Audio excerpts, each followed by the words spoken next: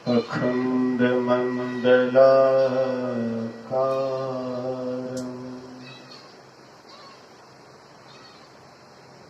व्याप्तं येन चराचरम्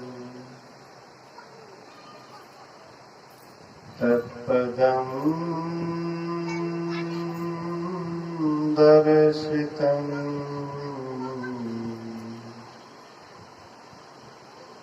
येन तस्मै श्रीगुरवे नमः। धन्य धन्य सद्गुरु सुखदाय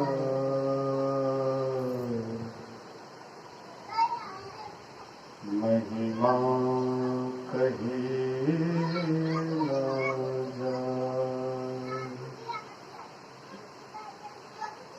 जो कछु कहो तुम्हारी कृपा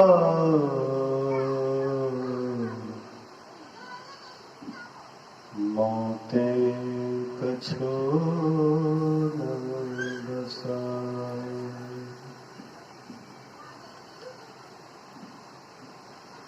सर्वत्र सर्वदा वर्तमान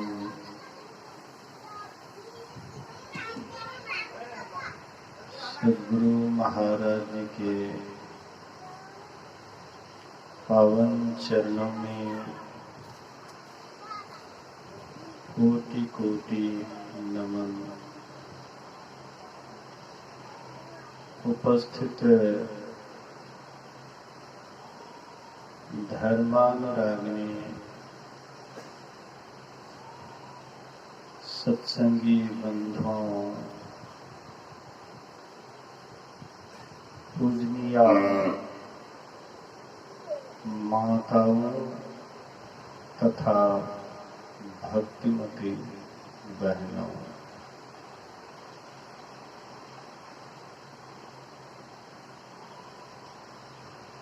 एक दिवसीय संतमत सत्संग का आयोजन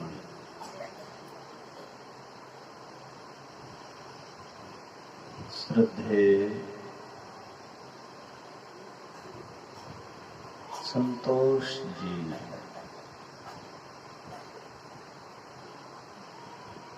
के सुपुत्र का जन्मदिन है।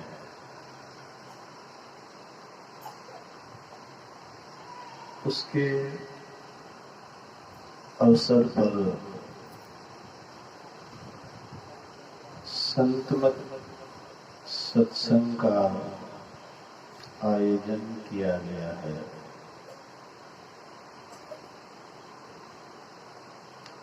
स्वामी गुणानंद जी महाराज कह रहे थे, अन्य वर्षों की भांति इस वर्ष भी हो रहा है, लेकिन नहीं, अन्य वर्षों नहीं बल्कि इस वर्ष संतोष जी के मन में हुआ कि इस तरह का कार्यक्रम करें।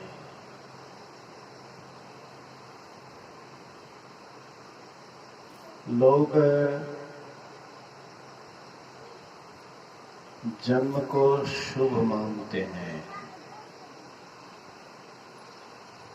और मृत्यु को अशुभ मानते हैं।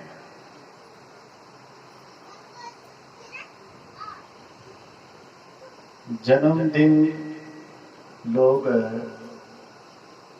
अपने अपने ढंग से मनाते हैं। जो जिस संस्कार वाला होता है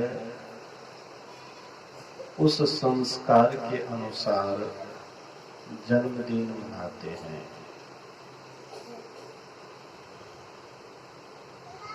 कोई सत्संग से प्रेम करने वाले सत्संगी हैं, वे सत्संग के द्वारा जन्मदिन मनाते हैं।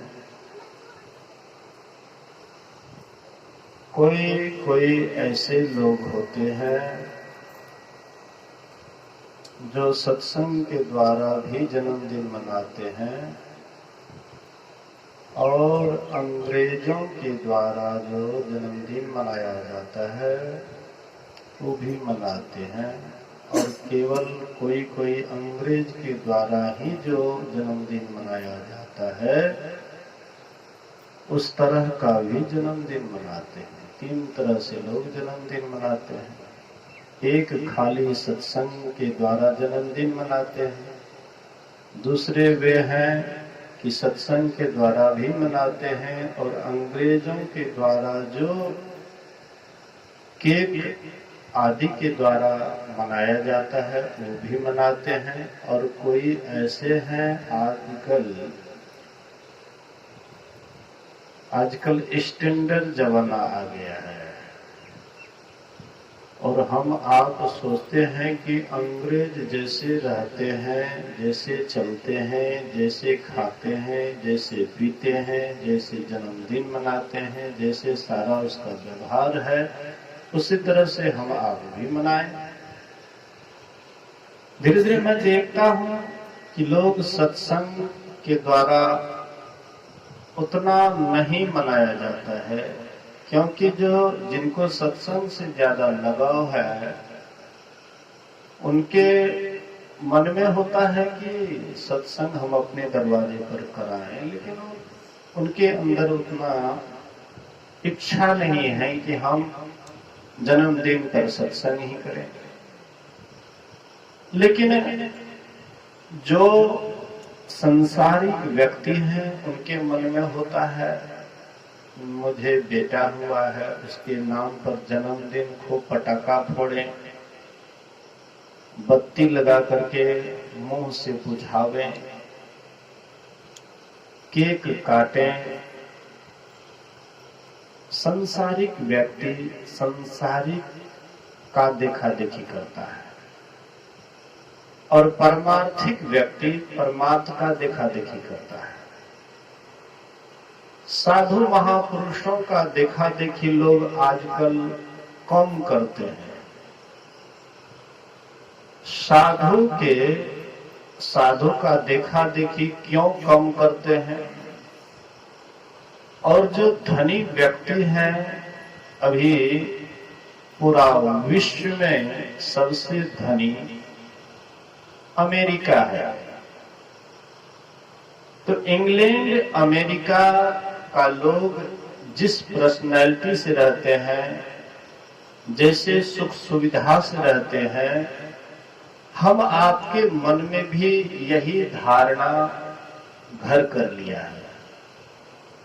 असाधु महात्मा का देखा देखिए क्यों नहीं करते हैं कि साधु महात्मा तो जंगल में रहते थे, ऋषि मुनि जंगल में रहते थे, पहाड़ के खुट्ठर में रहते थे, खाने की न व्यवस्था थी, न रहने के लिए बढ़िया घर था, न पहनने के लिए सुंदर कपड़ा था, तो हम क्यों ऋषि मुनि का देखा देखी करें? जो संसारिक जीवन बढ़िया से जीता है, जो बढ़िया से खाता पीता है, बढ़िया से रहता है, उनका देखा देखी क्यों नहीं करें? बात भी सही है, संसार में आए हैं तो संसार में रहने की, सुखी रहने की सबके अंदर में इच्छा है। तो इस दृष्टिकोण से अगर देखा जाए तो हम आपके भीतर में जो संसार की विषय भोग करने की इच्छा जो प्रबल होते जा रहा है, इसका मूल कारण क्या है? एक हमारे भीतर में दैवी शक्ति होती है, एक शक्ति होता है दानवी शक्ति। दैवी शक्ति वह शक्ति है जिसमें आत्मा के लिए शारीरिक कष्ट को सहते हैं। शारीरिक कष्ट को सह करके आत्मज्ञान प्राप्त करने की जिनके अंदर में इच्छा होती है, उनके अंदर दैवी शक्ति की प्रधानता है। और जिनके अंदर में भौतिक विषय सुख की कामना प्रबल है, ऋषि मुनियों का ज्ञान अपने जीवन में उतारने के लिए नहीं चाहते हैं, विषय भोग में ही जिनका मन रमा हुआ है, वे शारीरिक सुख को अधिक पसंद करने के कारण वे दैवी शक्ति उनके अंदर में कमी होने के कारण वे दानवी बुद्धि को ग्रहण करते हैं। और अभी देखा जाए कि लोग दानवी शक्ति की ज्यादा प्रशंसा कर रहे हैं, दैवी शक्ति की कम प्रशंसा कर रहे हैं। लोग दिखाता तो है कि हम भी दैवी शक्ति को मानते हैं, लेकिन अगर व्यवहार में अगर उसको देखा जाता है तो उनके जीवन में दैवी शक्ति की प्रधानता नहीं, बल्कि दानवी शक्ति की प्रधानता है। हाँ, अगर हमें कोई पूछे कि आप दैवी शक्ति को पसंद करते हैं कि दानवी शक्ति को पसंद करते हैं, तो हम जरूर कहेंगे कि दैवी शक्ति को पसंद करते हैं। लेकिन दैवी शक्ति को हम पसंद करते हैं, इसका हमारे पास नमूना क्या है? हम दैवी शक्ति को पसंद करते हैं, इसका नमूना भी तो देखने में आना चाहिए। क्या हम आत्मज्ञान के लिए क्या हम कष्ट को सहना चाहते हैं? पुराने जमाने में ऋषि मुनि तो संसार से अलग रह करके साधना करते ही थे, शरीर कष्ट को सहते ही थे। लेकिन कोई कोई राजा भी जिनको आत्मज्ञान की जिज्ञासा हो जाती थी, तो राज्य करते हुए राजा भी भीतर से, अंदर से, उनके अंदर में दैवी शक्ति की प्रधानता होने के कारण वे विषय भोग में लिप्त नहीं रह करके वे निर्विषय सुख की ही कामना करते थे। इसलिए अगर हम आप बढ़िया से गौर से देखें, बढ़िया से अपने आप पर विचार करें, अभी लोग जो दैवी शक्ति की तरफ जाता है, लोग उसको अच्छा नहीं समझते हैं, लोग उसको आदर देना नहीं चाहते हैं, लोग उसका सम्मान नहीं करना चाहते। हाँ, अभी के समय में जो जितना पढ़ लिख लेता है, भौतिक विद्या का जितना धनी हो जाता है, भौतिक धन संपदा जिनके पास में अधिक हो जाता है और चालाक चाल वाले हैं, चालाकी जानते हैं, लोग उसका बहुत सम्मान करते हैं। और जो साधना की तरफ जिनका मन लगा हुआ है, तो बाहर से तो उनके पास में न भौतिक संपदा देखने में आता है, न चालाकी देखने में आता है, तो लोग उसको बेवकूफ समझते हैं, बुड़बक समझते हैं। लेकिन यहाँ आप भले ही दूसरे को चकमा दे दीजिए कि हम बहुत चालाक हैं, हम बहुत तेज तड़ार हैं, लेकिन ये चालाकी यहाँ के बाद नहीं चलेगा। जो संसार में ज्यादा चालाक होता है, वह शरीर छूटने के बाद उतना ही नालायक हो जाता है। जो संसार में ज्यादा अपने को पुछवाने का काम करते हैं शरीर से, संसार से जाने के बाद उतना ही लोग उसका आदर कदर नहीं करते हैं। इसलिए हम संसार के ही जीवन को जीवन समझते हैं और संसार के बाद का जीवन के संबंध में तनिक भी विचार नहीं करते हैं। आज देख लीजिए, कोई बच्चा है, पढ़ने लिखने में तेज है, तो देख लीजिएगा वह गलती ज्यादा करता है। जो जितना तेज ब्रेन का बच्चा होता है वो उतना ही ज्यादा गलती करता है। पढ़ने लिखने में तेज होगा तो आगे चल करके और कुछ में भी, धन कमाने में भी तेज होगा, नौकरी लेने में भी आगे रहेगा, और पाप करने में वो पीछे रहेगा ऐसा कभी मत सोचिएगा। पाप करने में भी वह आगे रहेगा, क्योंकि चालाक है ना। तो चालाक है तो चालाकी तो करबे करेंगे, एक ही तरह से चालाकी नहीं करेंगे। कोई पढ़ने में तेज है, आईजी बन जाता है, डीआईजी बन जाता है, देख लीजिए उनके पास में घूस का कितना व्यवस्था हो जाती है, कितना घूस पर भी उतावला हो जाते हैं। कोई पढ़े लिखे नहीं है, अनपढ़ है, वह 200-400 रोज का ही क्यों नहीं उसकी कमाई है, लेकिन उसी में वे संतुष्ट रहते हैं। वे उतना पाप नहीं करते हैं जितना कि पढ़ लिख करके लोग पाप करते हैं। लेकिन हम इस पर तनिक भी ध्यान नहीं देते हैं। धन आगे में आ रहा है तो धन आ रहा है तो हम धन का स्वागत करेंगे कि पाप पुण्य का देख रेख करेंगे। कौन इधर देखता है कि पाप पुण्य पर हम देख रेख करें तो धन कमा नहीं सकते हैं, धनवान हम अधिक बन ही नहीं सकते हैं। जो ईमानदार व्यक्ति है वो जल्दी धनवान नहीं होगा। देखिएगा गांव समाज में भी जो ईमानदार व्यक्ति है वो जल्दी धनवान नहीं होगा, और जो पाप पुण्य पर ध्यान नहीं देते हैं वो जल्दी धनवान हो जाता है, जल्दी धनवान हो जाता है।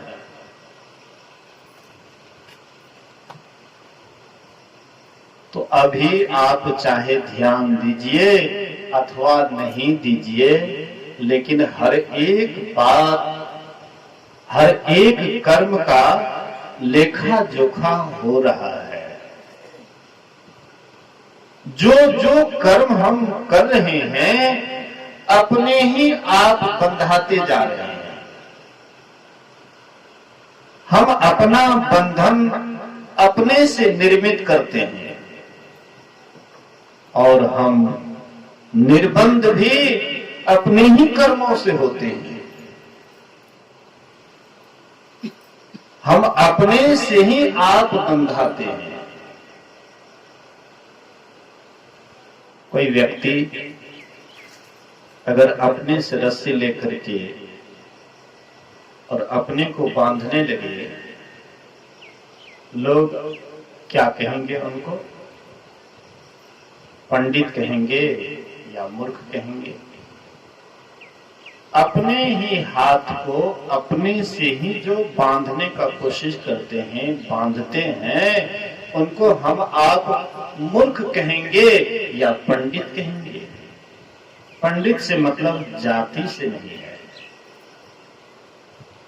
पंडित से मतलब है ज्ञानी, पंडित से मतलब है ध्यानी, पंडित से मतलब है सदाचारी, पंडित से मतलब है शिष्टाचारी, पंडित से मतलब है जो दिन रात ध्यानरत रहते हैं। ये भगवान बुद्ध का वचन है। भगवान बुद्ध उसको पंडित नहीं कहते थे जो खूब पढ़े लिखे हैं, जो अधिक पढ़ लिख लिए हैं, ज्यादा लेक्चर देने के लिए जान गया है। भगवान बुद्ध उसको पंडित नहीं कहते थे। भगवान बुद्ध उसको पंडित कहते थे कि जो संतों के ज्ञान के अनुसार अपने जीवन को ढाल लिया है, चाहे वह बोलने के लिए जानता है या नहीं जानता, उससे कोई फर्क नहीं पड़ता है उसको, लेकिन भगवान बुद्ध पंडित कहते थे। नागसेन और भगवान बुद्ध का संवाद है।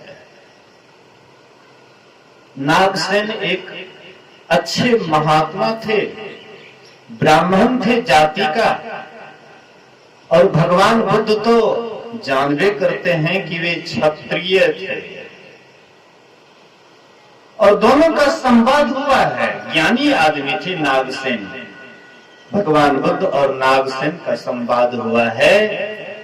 भगवान बुद्ध पूछते हैं नागसेन से, हे नागसेन, क्या कोई जाति में केवल जन्म ले लिया है, इस कारण से क्या उसको हम ब्राह्मण कह सकते हैं? क्या कोई रंग का गोरा है? ब्राह्मण अधिकतर रंग से गोरा ही आप देखेंगे, गोरे रंग का ब्राह्मण देखेंगे। बोले कि क्या कोई जाति से ब्राह्मण कुल में जन्म ले लिया है, इसलिए हम उसको ब्राह्मण कहेंगे, अथवा कोई गोरा रंग है इसलिए हम उसको ब्राह्मण कहेंगे? नागसेन कहते हैं कि ना ही कोई कुल में जन्म लेने से ब्राह्मण कहलाने योग्य है, पंडित कहलाने योग्य है, और ना ही कोई रंग से बिल्कुल गोरा हो गया है तो उससे भी कोई ब्राह्मण कहलाने योग्य है। इससे कोई ब्राह्मण नहीं कहला सकता है। तो भगवान बुद्ध कहते हैं कि कोई अगर सदाचारी है, अगर वह शिष्टाचारी है, शिष्टाचारी है, सत्संग ध्यान करते हैं, उसको आप क्या कहते हैं? बोले कि मैं उसे ही पंडित कहता हूं, मैं उसे ही ब्राह्मण कहता हूं। जो सत्संगी है, जो सत्य का आचरण करता है, जो झूठ नहीं बोलते हैं, जो चोरी नहीं करते हैं, नशा नहीं खाते हैं, न पीते हैं, हिंसा नहीं करते हैं, किसी का मार काट नहीं करते हैं, व्यभिचार नहीं करते हैं, पंच पाप को त्यागने वाले चाहे जिस भी जाति का हो, उससे कोई फर्क नहीं पड़ता है, मैं उसे ब्राह्मण कहता हूं। जो सत्संगी हो, जो सत्य का व्यवहार करने वाले हों, सदाचारी हों, शिष्टाचारी हों, सत्संग ध्यान जिसका जीवन बन गया है, उनको मैं ब्राह्मण कहता हूं, उसे मैं पंडित कहता हूं। भगवान बुद्ध ने कहा, हे नागसेन, क्या हम कोई जाति से ब्राह्मण है, सदाचारी है, शिष्टाचारी है, सुचाचारी है, माता पिता के भक्त हैं, उसको हम ब्राह्मण कहते हैं? हाँ, उसको तो हम ब्राह्मण कह सकते हैं। लेकिन कोई जाति में ब्राह्मण नहीं हो, सदाचार शिष्टाचार का पालन करते हो, सुचाचार का पालन करते हो, सत्संग ध्यान करते हो, क्या हम उसको ब्राह्मण कह सकते हैं? नागसेन कहते एकदम कह सकते हैं। इसलिए भगवान बुद्ध अपने भिक्षुओं को जो सही आचरण करते थे, सदाचार शिष्टाचार सुचाचार का पालन करते थे, ध्यान जो बराबर करते थे, भगवान बुद्ध उसको ब्राह्मण कह करके पुकारते थे। वह ब्राह्मण है, चाहे जाति से वह शूद्र में ही क्यों नहीं जन्म लिया है, लेकिन उसका आचार विचार, खान पान, उठना बैठना, सारा व्यवहार नपा तुला है। नागसेन कहते वह सचमुच ब्राह्मण है, पंडित है। तो पंडित हम आप वाक्य ज्ञान से न मान लें, वाक्य ज्ञान से अभी पंडित कहलाने वाले बहुत है संसार में। आज बच्चा, छोटा से छोटा बच्चा है, सब आदमी अपने बेटे को पंडित बनाना चाहता है। भौतिक विद्या में पारंगत सब कोई करना चाहता है कि मेरा बेटा चुस्त हो, चालाक हो, पढ़े लिखे हो, और चाहे वह पाप ही क्यों नहीं करके धन इकट्ठा करता हो, माँ बाप को वह बाल बच्चा बहुत पसंद है। पर कोई बच्चा अगर भगवान की भक्ति करता हो, वे संसार का पैसे नहीं के बराबर कमाता हो, धन संपत्ति नहीं के बराबर कमाता हो, वह बच्चा का सम्मान माँ बाप के हृदय में नहीं है। माँ बाप के हृदय में अगर कहा जाए, सही से पूछा जाए, तो माँ बाप केवल धन को ही ज्यादा पसंद करते हैं। बेटा पढ़ लिख लिया, बेटा नौकरी कर रहा है, बेटा घूस ले रहा है, झूठ बोल रहा है, नशा हिंसा व्यभिचार कर रहा है, लेकिन माँ बाप को तो धन चाहिए। चाहे मेरा बेटा मरने के बाद नरक में ही सड़े गले, इससे माँ बाप को कोई मतलब नहीं है। माँ बाप को तो धन चाहिए। बाप बड़ा ना भैया, सबसे बड़ा रुपया। अभी रुपया का जब अंग्रेज नहीं आए थे, जब मुसलमान इस देश पर शासन नहीं करते थे, उस समय में यह देश सोने का चिड़िया कहलाता था। लेकिन जब मुसलमान पहले लूटे, अब बचा हुआ जो भी था, हालांकि मुसलमान यहाँ से लूट करके उतना नहीं ले जा सके। मुसलमान आए, राज्य की हुकूमत किए, हम लोगों को गुलाम बना करके रखे, उतना नहीं लूटे। लेकिन अंग्रेज जब आए तो सब कुछ नींव पोत करके चले गए, भिखारी बना करके चले गए। अब भिखारी बना करके जो चले गए हैं, अब ये बेचारे भिखारी हो गए हैं। भिखारी को तो भीख चाहिए, मतलब धन का अभाव है, अब क्या चाहिए? धन चाहिए। अब ये बेचारे धन के पीछे पड़ करके, चाहे झूठ बोल करके धन आए, चोरी करके धन आए, चाहे बेईमानी करके धन आए, किसी भी तरह से धन आए, भिखारी को तो भीख चाहिए और उससे कोई मतलब नहीं। भीख चाहिए, धन चाहिए, धन चाहिए। ध्यान के लिए हम भिखारी बने हुए हैं। धन हमारे पास पर्याप्त नहीं है, कम है, तो कम के लिए अधिक मेहनत है। चाहे वह जिस तरह से मेहनत करते हो, संसार में अभी लोग भिखारी बना हुआ है। दैवी शक्ति, इससे पहले अंग्रेज और मुसलमान हमारे ऊपर हुकूमत नहीं किए हुए थे, तो हमारे पास में पर्याप्त मात्रा में धन भी था और दैवी शक्ति भी थी। दोनों चीज के हम धनी थे।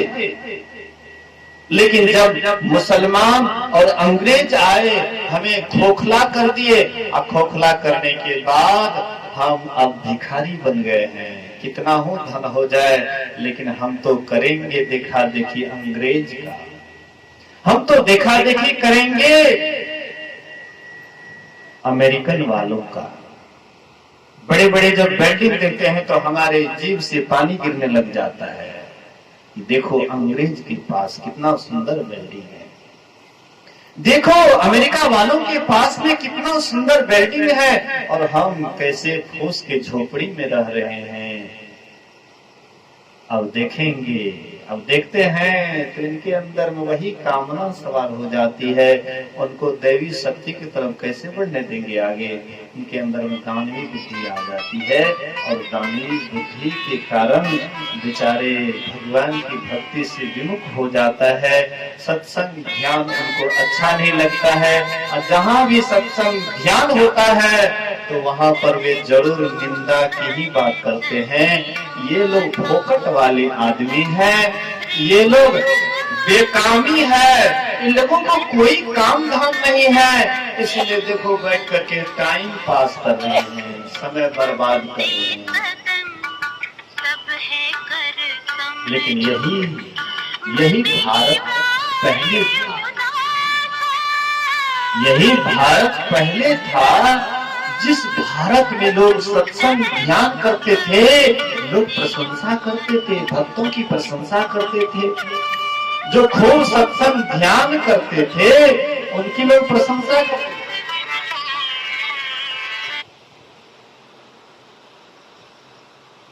लोग प्रशंसा करने वाले अधिक, हाँ निंदा भी करने वाले थे, लेकिन इतना नहीं, क्योंकि पहले के लोग भरे पड़े थे, भरे पूरे थे, उनके पास में कमी नहीं थी, इसलिए सत्संग ज्ञान भक्ति भावना जो करते थे उनके लोग अधिकतर प्रशंसा करते थे, और जो नहीं करते थे लोग उसकी निंदा करते थे। उपनिषद में कथा आई है, एक मैत्रेयी ऋषि था। मैत्रेय ऋषि जाति से ब्राह्मण, केवल कुल से ही ब्राह्मण नहीं थे बल्कि गुण से भी ब्राह्मण थे, दोनों तरफ से वे धनी थे।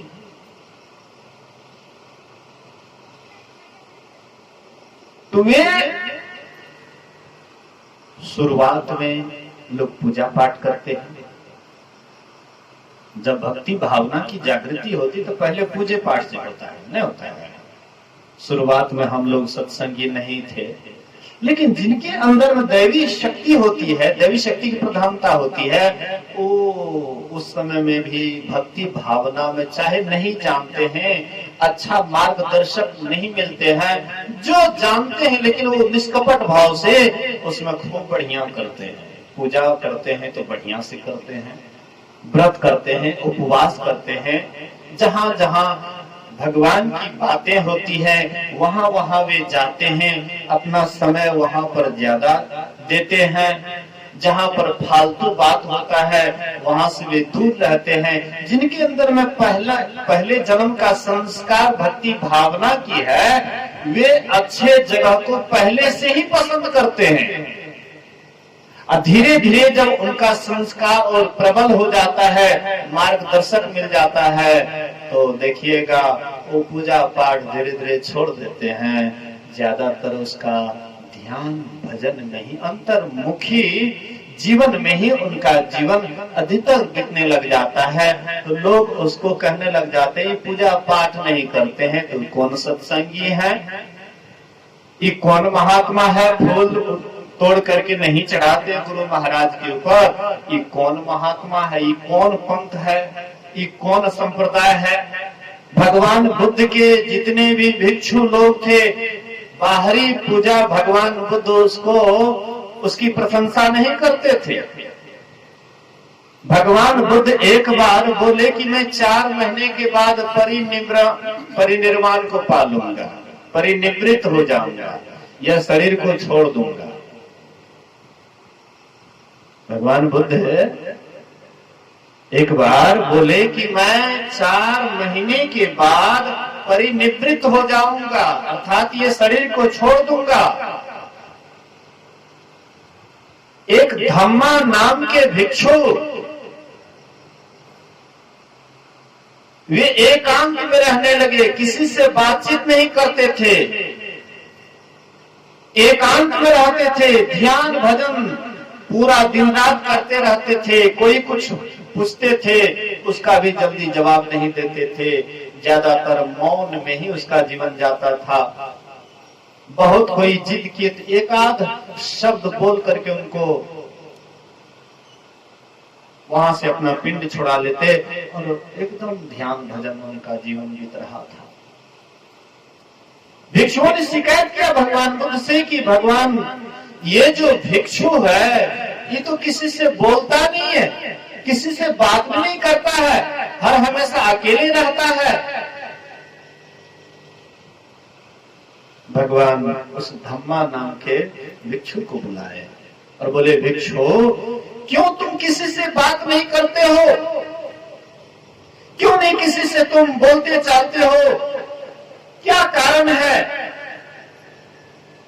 धम्मा नाम के भिक्षु कहते हैं कि प्रभु भंते, जब से मैंने सुना कि आप 4 महीने के बाद परिनिर्वाण को पा लीजिएगा, मेरे मन में हुआ कि आपके रहते हुए मैं मोक्ष पा लूं। बोलिए श्री सद्गुरु महाराज। आपके रहते हुए मैं मोक्ष पालूं, अरहत्व को पालूं। इसलिए मैं ज्यादा बातचीत नहीं करता हूं, एकांत में रहता हूं, किसी से उतना लेन देन नहीं, क्योंकि भक्ते जितना ही लोगों से बातचीत किया जाए उतना ही फसाव की ही बात होती है। परिनिर्वित होने की, परिनिवृत्त होने की बात नहीं होती है। जितना ही हम बोलते हैं उतना ही हम फंसते जाते हैं। इसलिए जितना कम बोलते हैं उतना ही भगवान मेरा मन शांत और एकांत रहता है। इसलिए मैं आपके रहते हुए मैं निर्वाण पाना चाहता हूं। भगवान बुद्ध कहते हैं, भिक्षु जिनको सही में मुझसे प्रेम है, जिनको सही में मुझसे प्रेम है, उनको भी धम्मा राम धम्मा भिक्षु के ही तरह होना चाहिए। जो मुझे फूल आदि से पूजा करते हैं वे सही में मेरी पूजा नहीं करते हैं, वे दिखावा करते हैं। फूल तोड़ करके चढ़ाते हैं मुझे, वे दिखावा करते हैं, ढोंग करते हैं। भिक्षु अगर सही में मुझसे प्रेम है तो तुम भी धम्मा नाम के स्थिर के ही तरह, उस भिक्षु के ही तरह तुम भी एकांत वास करो और बराबर ध्यान साधना में ही अपना जीवन बिताओ। तो जो जितना ही ध्यान में ऊपर चढ़ता है उतना ही उसका पूजा पाठ कम होने लग जाता है। धीरे धीरे एक दिन ऐसा स्थिति होता है कि पूजा करने का भी ख्याल छूट जाता है। अरे पहले हम जब स्कूल जाते थे तो हाथ रख करके स्लेट पर तब लिखते थे आ। फिर जब हम बड़े हो गए तो सब दिन स्लेट पर हाथ रख करके लिखेंगे आ। नहीं होता था, इसीलिए नहीं जानते थे, नहीं जानते थे, नहीं लिखने के लिए आता था, इसीलिए हाथ रख करके आ लिखते थे। अब हम कॉलेज में पढ़ने लगे तो अभी हाथ लिख करके लिखें तो क्या कहेंगे, कितना मूर्ख है, इतना बढ़िया लिखने के लिए होता है फिर हाथ रख करके लिखते हो, मूर्ख। वही है, शुरुआत में लोग पूजा पाठ करते हैं, अध्यात्म में जो आगे बढ़ जाते हैं तो पूजा पाठ के प्रति उनकी आस्था, उनका विश्वास ध्यान में बदल जाता है। बाहरी दिखावा में जो मन लग रहा था, बाहरी चढ़ावा में जो मन लग रहा था, वही बात बदल करके उसको ध्यान में इतना रस मिलने लग जाता है कि धीरे धीरे उधर का पूजा पाठ छूट जाता है और ध्यान में दिन रात में मग्न रहने लग जाते हैं। और उस ऋषि का भी वही हाल था, मैत्री ऋषि का भी वही हाल था। पूजा पाठ छोड़ दिए थे, संध्या वंदन छोड़ दिए थे, फूल पान चढ़ाना छोड़ दिए थे, दिन रात ध्यान में ही मगन रहते थे। पहले जमाने में जो ब्राह्मण पूजा पाठ नहीं करते थे, संध्या वंदन नहीं करते थे, उनको ब्राह्मण के पंक्ति से निकाल दिया जाता था कि तुम जाति के ब्राह्मण हो लेकिन पूजा पाठ नहीं करते हो, इसलिए तुमको ब्राह्मण से निकाल दिया जा रहा है। अभी हमको लगता है कि ब्राह्मण जो वैष्णव है, जो ब्राह्मण सही ब्रह्म ज्ञान को जानने वाले हैं, शायद आजकल के ब्राह्मण उसको अपने ब्राह्मण वाला पंक्ति से निकाल देंगे। पहले जमाने में पहले के ब्राह्मण तपस्वी होते थे, पहले के ब्राह्मण अपने आप को साधते थे, साधना करते थे, ध्यान रत रहते थे। जो भी उनके मुंह से निकलता था सत्य भाषण निकलता था, झूठ कदापि नहीं बोलते थे। उनके वाणी, उनका तन मन पवित्र हो जाता था। तो मैत्री ऋषि बाहरी पूजा पाठ संध्या वंदन नहीं करते थे, बराबर ध्यान में रहते थे। लोगों ने कहा, ब्राह्मणों ने कहा कि ये तो लगता है शूद्र है, ये तो पूजा पाठ सब कुछ छोड़ दिए हैं, ये तो शूद्र है। उनकी पत्नी जाती थी पड़ोसन में, पड़ोसन की महिला कहती थी कि तुम्हारा पति कौन ब्राह्मण है, पूजा पाठ संध्या वंदन नहीं करते हैं। तो बारंबार अन्य ब्राह्मणी लोग उनको उलाहना देती थी। एक दिन उनको बड़ा उलाहना दी, उनको बहुत खला, और वह अपने पति से आकर के कहती है कि जब मैं पड़ोसन में जाती हूँ, अन्य ब्राह्मणी मुझे दुत्कारते हैं, फटकारते हैं कि तुम्हारा पति भी क्या ब्राह्मण है, पूजा पाठ संध्या वंदन कुछ नहीं करते हैं। इसलिए पतिदेव आप क्यों नहीं ऐसा करते हैं? वह ब्राह्मण कहता है, देवी मैं संध्या वंदन कैसे करूं? संध्या वंदन तब किया जाता है जब सूर्य का उदय होता है, रात्रि का अंत, दिन का शुरुआत, उस समय में संध्या वंदन किया जाता है। पूर्वाहन का अंत, अपराहन का शुरू, दोपहर के समय में संध्या वंदन किया जाता है, और जब दिन का अंत, रात्रि का शुरुआत होता है, तब संध्या वंदन किया जाता है। अब देवी तुम ही बताओ। और एक समय में संध्या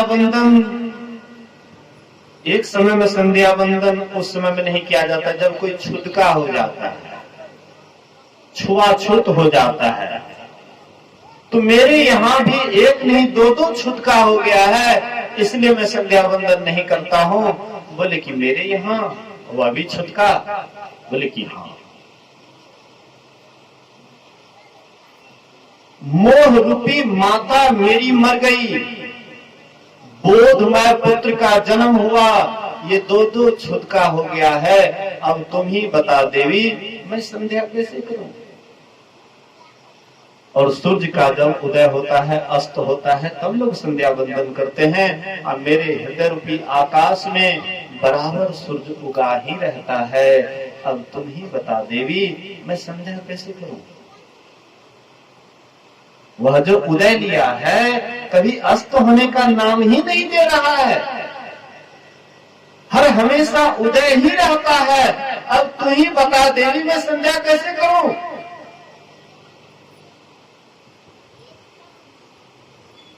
तो वह ब्राह्मण बाहर से तो बेवकूफ नजर आता था, बुड़बक नजर आता था, लेकिन भीतर से वे आनंद में विभोर रहते थे। इसलिए संत महापुरुष कहते हैं, ज्यादा चालाकी करोगे तो तुम अपने ही बंधन में फंस करके तुम्हारी ही दुर्गति हो जाएगी। ज्यादा चालाक मत बनो, ज्यादा चतुर मत बनो। हाँ, चालाकी ही दिखाना है, चतुर ही बनना है, तो अंतर्मार्गी का रास्ता अपनाओ, अंतर्मार्गी बनो। अंतर्मार्ग में जो चलता है, धीरे धीरे उसका चंचल वाला स्वभाव धीरे धीरे खत्म होने लग जाता है। सांप जब बाहर में चलता है तो देखिएगा टेढ़ा मेढ़ा चलता है वही सांप, वही सांप जब बिल में घुसता है एकदम सीधा हो जाता है। हम सीधे चाल को पसंद नहीं करते हैं। मेरा बेटा अगर सीधा हो जाता है तो माँ बाप को ठीक नहीं बुझाता है। अरे कलयुग चाहिए, कलयुग में कंटा जाओ, कंटा कल छपटने जान भी तो चलतो या ना। मैं हम क्या देते हैं शिक्षा अपने बाल बच्चे को? इस संसार सब कोई उसमें फंसाने का ही काम ज्यादातर करते हैं। आप कैसे फंसिएगा संसार में, इसकी बात पूरा दुनिया करती है, लेकिन आप संसार से कैसे निवृत्त होइएगा कोई बिरला ही महापुरुष आकर के आपको बंधन से निर्बंध की ओर का रास्ता बताते हैं। बंधन में डालने वाला पूरा संसार है। जितने भी आपके रिश्ते नाते हैं, किसी के मन में ये बात नहीं आती है कि आप निर्बंध हो जाएं। निर्बंध हो जाएंगे तो उसका स्वार्थ रुक जाएगा, उनके स्वार्थ में कमी हो जाएगी, उनकी सेवा में कमी हो जाएगी। भगवान बुद्ध के जितने भी भिक्षु लोग थे, भगवान बुद्ध से भी ममता नहीं रखते थे, भगवान बुद्ध से भी ज्यादा मतलब नहीं रखते थे। गुरु है अपने जगह और शिष्य है अपने जगह। गुरु के साथ में उपदेश सुनने के लिए रहे और उसके बाद चले गए मीलों दूर, जाकर के एकदम ध्यान करते रहते थे। कोई नहीं, गुरु से मतलब न चेला से मतलब, साधना से मतलब, मोक्ष प्राप्ति से मतलब। इसलिए भगवान बुद्ध के समय में जितने भिक्षु अरहत्व प्राप्त किए, उतना औरों के समय में नहीं। रही एकांत एको मन बसिया, आशा माही निराशा, अगम अगोचरु देख दिखाए, नानक ताका दासु। जो एकांत रहने के लिए जिसका मन मानता है, हम आप कभी ये ना सोचें कि एकांत रहने के बाद कोई बहुत बड़का ध्यानियों हो जाता, ये भी कहना मुश्किल है। एकांत में भी जो मन यहाँ खुरपात करता है, एकांत में भी वही मन रहता है। एकांत पाने के बाद और ज्यादा यह खुरपात करता है। लेकिन कोई कोई बिरला होता है कि एकांत का सही आनंद ले पाता है भक्ति के द्वारा। कोई बिरला होता है, सब इस रास्ते पर नहीं चल पाते। देखेंगे बहुत भीड़ है, लोगों का बहुत भीड़ है, कतार लगा हुआ है। इससे ऐसा उम्मीद मत बांध लीजिए कि मोक्ष की तरफ जाने वाले लोगों की भीड़ है। ये कतार है अध्यात्म में भी आ करके, सत्संग में भी आ करके। ये कतार है संसारिक वस्तुओं की इच्छा की, संसार की वस्तुओं की इच्छा को लेकर के ही लोग सत्संग, ध्यान या कोई धर्म काम करवाते हैं, संसारिक इच्छा लेकर। कोई भी काम करते हैं तो हम इच्छा लेकर के ही करते हैं। धर्म काम जो भी करते हैं इच्छा लेकर के करते हैं। अधर्म तो करवे करते हैं, इसमें तो कोई कहा सुनी की बात नहीं है। लेकिन धर्म काम भी हम इच्छा के वशीभूत होकर के करते हैं। इसलिए महापुरुष कहते हैं कि तुम किधर जाना, तुम्हें किधर जाना चाहिए और तू कहां जा रहा है। आए थे हरि भजन करन को, औटन लगे कपास। कोई व्यक्ति अगर रुइया को देख करके, कपास बहुत आदमी नहीं समझते हैं, कपास की खेती होती है, उससे रुइया होता है और उसी से धागा बनती है और उसी से कपड़ा बिना जाता है और वह हमारे शरीर को ढकता है। मान लीजिए कि हमारे पास कपास की खेती नहीं होती है, लेकिन सिमर का रुइया तो होता है, भांग का भी रुइया, बांग का रुइया होता है, वो बांग होता है शायद, बांगे न बोले छे, बांग का भी रुइया होता है। और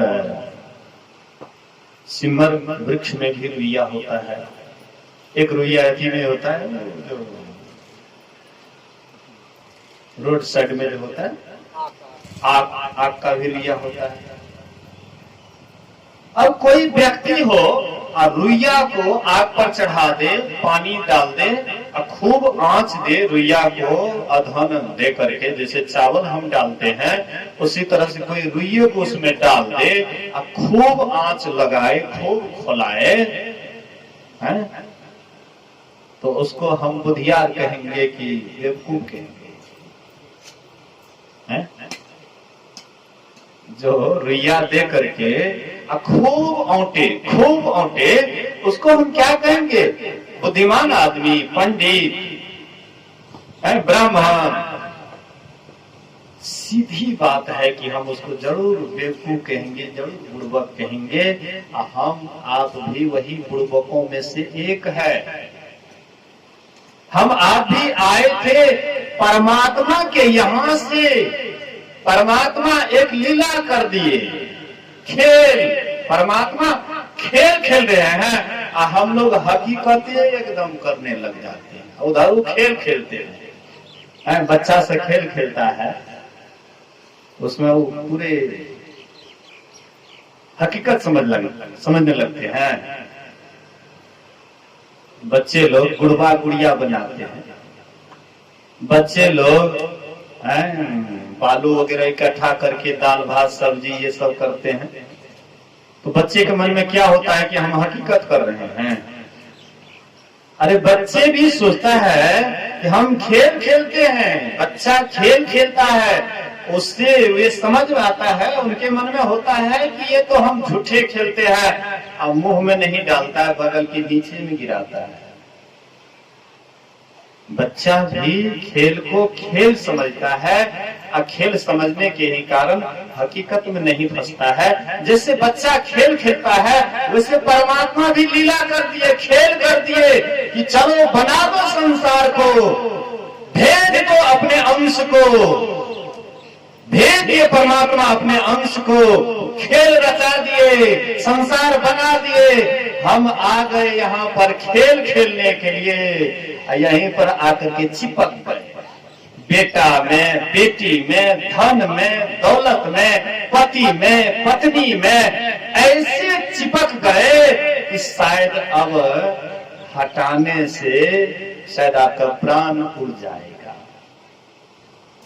नहीं उड़ता है प्राण, है? जब आपकी मृत्यु होने लग जाती है उस समय देखिएगा तो कैसे आपका प्राण, अरे मरने का दुख तो होता ही है, लेकिन वह दुख आपको उतना पीड़ा नहीं डालता है जितना कि आप संसार से मोह किए हुए हैं, ममता किए हुए हैं, चिपके हुए हैं। अब वो चिपकपन आपसे हट रहा है, उस समय में शायद आप बहुत परेशान हो जाते हैं।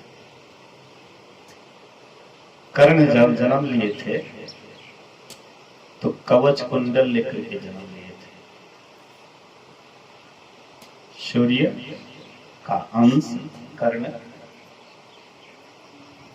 जब उसका जन्म हुआ था तो कवच कुंडल के साथ जन्म हुआ था। मतलब कवच पहने हुए, कुंडल पहने हुए, कान में कुंडल और शरीर में कवच पहने हुए आए। जैसे जैसे उसका शरीर बढ़ता था वैसे वैसे कवच कुंडल भी बढ़ता था। आश्चर्य की बात है, हालांकि था ही जड़, कवच कुंडल ही जड़ था, लेकिन पता नहीं क्या मतलब आशीर्वाद था सूर्य भगवान की कि जैसे जैसे उसका शरीर बढ़ता वैसे वैसे कवच कुंडल बढ़ता था और पूरा शरीर से सटा हुआ था। महाभारत का युद्ध हो रहा था और जब तक कर्ण नहीं मारे जाएंगे तब तक विजय पांडवों की नहीं होगी। विजय पांडवों की नहीं होगी, धर्म का विजय नहीं होगा, अधर्म जीत जाएगा, धर्म पर राज्य करेगा अधर्म। इसलिए किसी भी तरह से उनसे कवच कुंडल लिया जाए। इंद्र का अंश था अर्जुन। इंद्र सोचे कि किस तरह से अर्जुन का विजय हो, इसलिए अर्जुन इंद्र भिक्षु बन करके, ब्राह्मण का वेश बना करके जब कर्ण पूजा पाठ, सूर्य की उपासना करते थे, पूजा पाठ करते थे, उस समय में जो भी उनके पास याचक आ जाता था, जो भी मांग देते थे, जो मांग दिए वही वे दे देते थे, अपने प्राण की भी परवाह छोड़ करके। जैसे वह पूजा किए, समाप्त हुआ पूजा, उधर से भिक्षु के रूप में आ गए और कहते हैं कि कर्ण, मैं तुमसे कुछ मांगने के लिए आया हूं। बोले कि बोलिए। कर्ण के पास जो भी आता है वह खाली नहीं जाता है, इसलिए बोलो क्या चाहिए। बोले कि कवच कुंडल चाहिए। बोले कि क्या तुम इंद्र हो। बोले कि हाँ मैं इंद्र हूँ, तुमसे कवच कुंडल मांगने के लिए आया हूँ। जब तक तुम्हारे शरीर पर कवच कुंडल रहेगा तब तक अर्जुन तुम्हें नहीं मार सकता है, इसलिए कवच कुंडल मांगने के लिए आया हूँ, मुझे कवच कुंडल चाहिए। बोले कि देखो,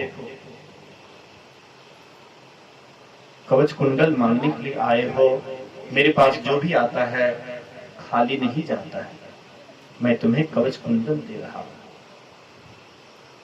शरीर से पूरा चिपका हुआ था कवच, पूरा सटा हुआ था चमड़ी, और समझिए कि कवच ऐसे, मतलब जैसे चमड़ी मांस से सटा हुआ होता है वैसे चमड़ी से सटा हुआ था कवच। अब उसको निकालने में उसका काफी रक्त बहा शरीर से, जैसे चमड़ा को लोग निकाले तो कितना उसको मतलब शरीर से रक्त निकलेगा, उसी तरह से कवच निकालने में उनके शरीर से काफी रक्त निकला। लेकिन वचन के बड़े पक्के थे, जो भी मांगते थे दे देते थे। बड़ा कष्ट हुआ, बड़ा दुख हुआ, लेकिन वह दुख की परवाह नहीं किए, मांगे कवच निकाल कर दे दिए। तो जैसे कर्ण के शरीर से कवच कुंडल सटा हुआ था, वैसे हम आप भी संसार से इतना सटे हुए हैं, इतना सटे हुए हैं कि शरीर छोड़ने वक्त में जब वही अलगाव होने लग जाता है तो उस समय में हम बड़े दुखी होते हैं, बड़ा कष्ट का अनुभव करते हैं। याद कीजिए, हम खेल खेलने के आए थे, परमात्मा, हम भी परमात्मा ही हैं, परमात्मा के अंश हम भी परमात्मा हैं। परमात्मा की मौज हुई, मैं एक हूं अनेक हो जाऊं। जिस भाग में कंपन हुआ, कंपन से शब्द हुआ, शब्द से प्रकाश, प्रकाश से अंधकार। हम लोग निःशब्द में थे, निःशब्द से आ गए शब्द में, शब्द से आ गए प्रकाश में, प्रकाश से हम लोग अंधकार में आ गए। अंधकार में कुछ तो सूझता नहीं है और नहीं सूझता है, उस सामने में जो आ जाता उसी को भर पांच पकड़ लेते हैं। बोलिए श्री सद्गुरु। आंधर आदमी को नहीं कुछ सूझता है और कुछ सामने में आया तो उसी को पकड़ लिया। तो हम आप अंधे हैं, अंधा है। बेटा सामने में आता उसको पकड़ लेते हैं, बेटी आता उसको पकड़ लेते हैं, धन आता उसको पकड़ लेते हैं, मान प्रतिष्ठा आता उसको पकड़ लेते हैं, काम क्रोध आता उसको पकड़ लेते हैं। इस तरह से पकड़ करके उसमें जकड़ जाते हैं कि अंतिम समय में हमारा जीवन बड़ा दुखदायी बुझाने लग जाता है। जबकि हम परमात्मा के अंश हैं, परमात्मा जैसे सुखी हैं, हम आपको भी दिन रात वैसे ही मौज में रहना चाहिए। परमात्मा आनंद के खजाने हैं, सतगुरु सुख के सागर, सुबह गुण आगर, ज्ञान उजागर हैं। सतगुरु परमात्मा सुख के सागर हैं, शुभ गुण आगर हैं, ज्ञान उजागर हैं। हम उनके ही अंश हैं। दिन रात दुखी रहते हैं, दिन रात टेंशन में रहते हैं, दिन रात चिंतित रहते हैं। क्यों भाई टेंशन आपके दिमाग पर है? क्यों हम दिन रात दुखी होते हैं? यही लगाव, परमात्मा से लगाव हट गया, असंसार से लगाव बढ़ गया। जिधर से आए उस रास्ता को भूल गए और जो रास्ता हमारा नहीं है वही रास्ता को हम अपना मान बैठ करके, इसलिए दिन रात टेंशन में, दिन रात चिंतित, दिन रात परेशानी, दिन रात मतलब दिनों दिन दुख बढ़ते जाता है, घटता नहीं है। बल्कि जो नाटक खेलने वाले हैं शुरुआत में नाटक बढ़िया से नहीं कर पाते हैं। शुरुआती जब उसको रिहर्सल होता है तो शुरुआती में नाटक बढ़िया से नहीं खेलते हैं, वही आदमी नाटक खेलते खेलते खेलते खेलते जब पूरा अभ्यस्त हो जाता है तो तब तो बिल्कुल ही हूबहू नाटक खेल लेते हैं ना। लेकिन कितना ही दिन वह नाटक खेले, लेकिन नाटक खेलने वाले आदमी जानते हैं कि मैं तो नाटक खेल रहा हूँ, चाहे पुराना ही नाटक में क्यों नहीं हो गया हो, बढ़िया ही रोल क्यों नहीं लेता हूँ, लेकिन हूँ तो नाटक करने वाला ही। ऐसे ही हम आप खेल खेलने के लिए आए, अब पुराना ज्यादा दिन तक परमात्मा से बिछड़ा हुआ हो गया तो और ज्यादा ही आपको नाटक में, नाटक के अभिनय में आप खेल खेलते, लेकिन हकीकत तो हम नहीं मान लेंगे कि हम वही हो गए। हम आए मनुष्य शरीर में तो हम मनुष्य हो गए, हम और शरीर में आए तो हम वही हो गए। नहीं, हम अपने आप को भूल बैठ करके हम अपने आप को बिसर गए हैं, और हम आप आत्मज्ञान को भूलने के कारण, परमात्म ज्ञान को भूलने के कारण, शरीर ज्ञान में रहने के कारण, शरीर से ही संबंध होने के कारण, शरीर में ही लिप्त होने के कारण, दानवीय स्वभाव होने के कारण हम सब कुछ भूल गए हैं। जो हमें याद रखना चाहिए वह हम बिल्कुल उससे वंचित हो गए। और ये क्रम अभी टूटने वाला नहीं है।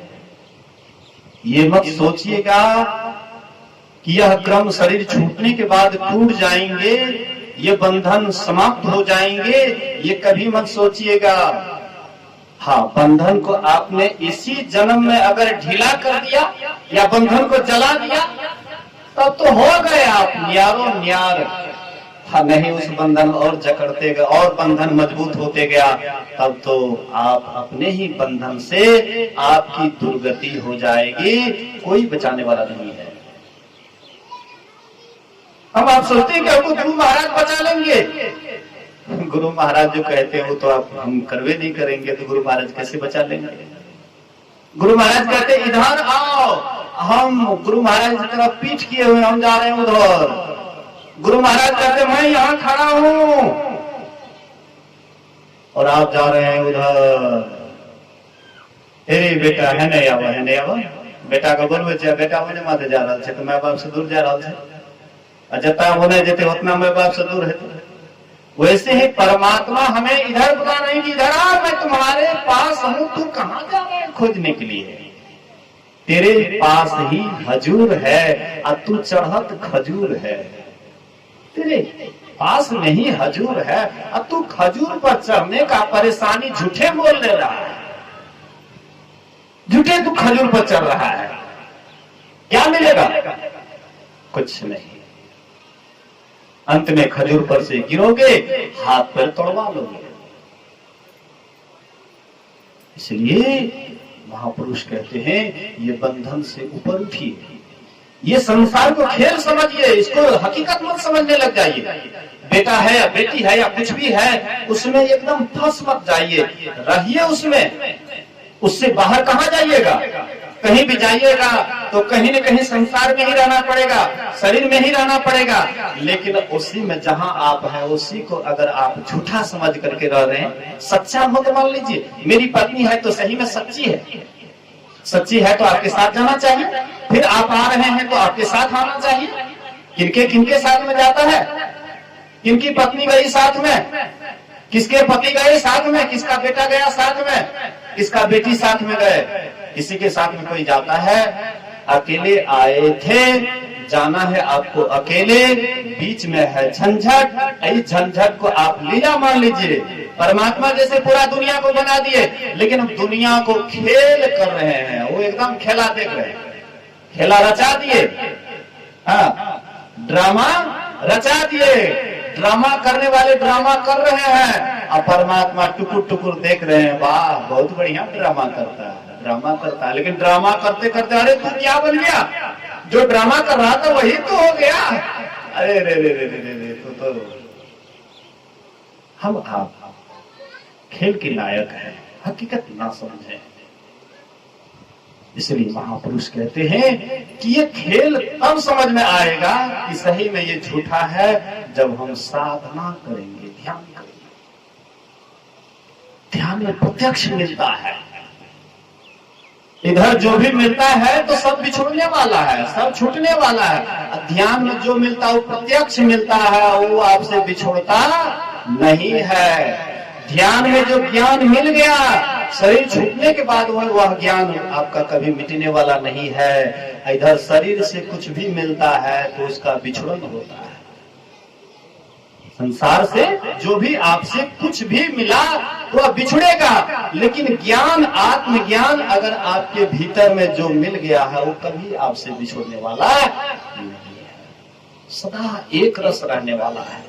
शरीर में है तो वह आत्मज्ञान है, शरीर छोड़ देंगे तभी वह आत्मज्ञान रहेगा, इसको कोई मिटाने वाला नहीं है। इसलिए भगवान बुद्ध कहते थे, व्यक्ति अपना स्वामी आप है, कोई किसी का स्वामी नहीं है। हम गुरु महाराज के ऊपर थोप देते हैं कि गुरु महाराज जानेंगे, गुरु महाराज मेरा पार लगाएंगे। मत थोपिए गुरु महाराज के ऊपर। व्यक्ति अपना स्वामी आप है। अगर अपने को शुभ मार्ग पर चला करके अपना उद्धार कर ले तो व्यक्ति अपना स्वामी आप है, और व्यक्ति अपना दुश्मन भी आप ही है। दुर्गति में ले जा करके इस आत्मा को नरक के खाई में गिरा दे, आप अपना दुश्मन भी है और आप अपना स्वामी भी है। इसलिए आप किधर ले जा रहे हैं अपने को, थोड़ा देखिए, टटोलिए। केवल सत्संग सुनते मत रह जाइए, जीवन भर सत्संग सुनते रह जाइए, लेकिन सत्संग सुनने का अगर परिणाम पर अगर आपने विचार नहीं किया तो जीवन भर सत्संग सुनते रहेंगे, कोई फर्क नहीं पड़ेगा। लेकिन सत्संग सुनने का सही परिणाम को जान करके अगर हम उस पर चलने लगेंगे तो सुख शांति जो चलता है उसी को मिलता है, किसी का खरीदा हुआ सुख शांति नहीं है। जिन ढूंढा तिन पाइया, गहरे पानी पैठ। जिन ढूंढा तिन पाइया, कहते जो ढूंढा अपने भीतर में आत्मज्ञान को, वही परमात्मा को पाए। तो बोराया आत्मा रहे किनारे बैठ। तू तो किनारे में ही बैठा रहा, तू तो डुबकी लगाने की कोशिश नहीं किया, तो भला कैसे तुम्हारे अंदर में वह आत्मज्ञान होगा। इसलिए महापुरुषों की बात को सुनना चाहिए। आप लोग जो मेरी बात को ध्यान से सुने, इसके लिए मैं अनुग्रहित हूँ। फिर अपराह्नकालीन सत्संग समय के साथ आरंभ होगा और इसमें आप अधिक से अधिक संख्या में आमंत्रित हैं। बोलिए श्री सद्गुरु महाराज।